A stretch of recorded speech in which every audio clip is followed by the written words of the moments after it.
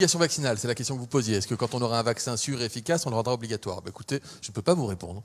Je ne peux pas vous répondre tout simplement parce qu'il faut d'abord avoir des recommandations de la Haute Autorité de Santé, instance scientifique indépendante, une recommandation de l'ANSM, l'Agence du médicament, qui dit le vaccin est sûr, il est efficace, une recommandation due au Conseil de santé publique qui nous donne les populations cibles à vacciner en priorité. On peut imaginer, sans risque de trop se tromper, que ce sera les gens vulnérables notamment. Et ensuite, l'évolution épidémique. Donc, je n'ai absolument pas les clés aujourd'hui pour pouvoir vous répondre sur cette question, mais franchement, qui est très prématurée. Ça ne veut pas dire oui, ça ne veut pas dire non, et ça ne veut pas dire qu'on a un plan caché de vaccination. Vous savez, il y a beaucoup, en France et dans d'autres pays, il y a beaucoup de rumeurs, beaucoup de peurs autour du vaccin. Certains disent qu'on fait, j'entendais sur des réseaux sociaux, je disais même qu'on faisait croire que l'épidémie repartait pour mieux pouvoir vendre demain des vaccins. Enfin, pardon, il faut raison garder.